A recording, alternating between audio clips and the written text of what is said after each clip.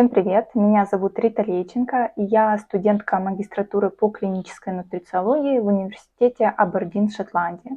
Живу я с 2020 года в Швейцарии, в городе Лозанна.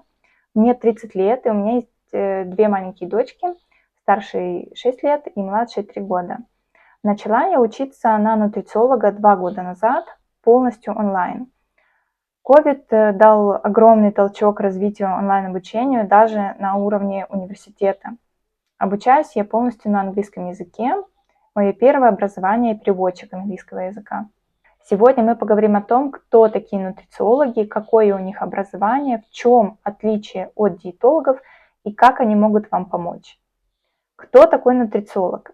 Это специалист с высшим медицинским образованием, с дипломом бакалавра или магистра. Он может работать в больнице и в частном порядке с клиентами и пациентами. Какие бывают нутрициологи? Общие, узконаправленные и клинические. С людьми, у которых поставлен любой клинический диагноз, например, артрит, диабет, рак, болезнь Крона, аллергии, мигрени, депрессия и тому подобное, может работать исключительно клинический нутрициолог. Все остальные нутрициологи могут быть общими или узконаправленными. Есть те, кто занимается питанием профессиональных спортсменов или детей-подростков, те, кто занимается репродуктивной системой, но все они могут помочь с самыми обычными запросами, например, повышение уровня энергии, концентрации, улучшение качества сна, похудение, набор веса, снижение хронического воспаления. Можно ли считать нутрициолога сертификатом качественным специалистом? Я считаю, что нет, по двум причинам. Первое, очень трудно проверить качество его образования, то есть качество его знаний. Вторая, нутрициолог с сертификатом – это лотерея. Почему трудно проверить образование? Потому что если я скажу вам, что у меня есть диплом университета со степенью бакалавра или магистра, то вам понятно, что мне как специалисту можно доверять.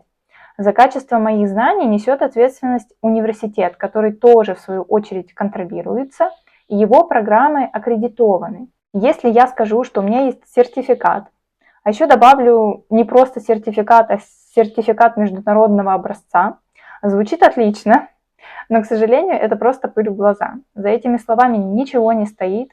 Это красивая упаковка, в которой продают услуги.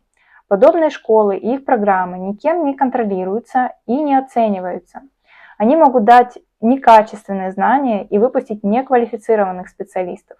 А эти специалисты, в свою очередь, дадут вам абсолютно неверные советы и даже могут навредить вашему здоровью. Поэтому и говорю, это лотерея. В какие руки вы попадете, добросовестные или нет. Чем нутрициолог отличается от диетолога? Первое.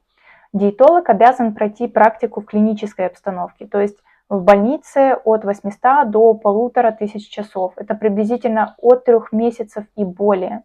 Нутрициолог не обязан проходить практику вообще. Второе. Нутрициологи – это обычно те самые люди, которые проводят научные исследования. На основе этих исследований и даются рекомендации на уровне населения и в частном порядке на консультациях. Диетологи тоже могут участвовать в исследовательских проектах, и я полагаю, чаще именно нутрициологи заинтересованы в таких проектах. В моей университетской программе половина предметов отведена исследованиям, качеству проведения исследований, медицинской этике и медицинской статистике. Всего мой диплом магистра насчитывает 1800 часов обучения. Как проверить качество знаний нутрициолога? Первое. Вы спрашиваете, какое у него образование. И вы понимаете, у него есть высшее образование или сертификат. Второе. Вы спрашиваете, зарегистрирован ли он в ассоциации нутрициологов в той стране, где он ведет свою практику. Эти ассоциации, как правило, принимают специалистов с высшим образованием. Они контролируют профессиональное развитие и непрерывное обновление знаний нутрициологов, а значит вам, как пользователю, предоставляют самые качественные услуги. В Україні є така асоціація, це Незалежна асоціація нутриціологів та диетологов України. На сайте Украинской ассоциации я, к сожалению, не нашла поиска специалистов, где я могу найти и проверить, состоит ли в ней выбранный мною нутрициолог. Но там есть проформа, по которой я могу податься и зарегистрироваться, естественно, оплатить свое место.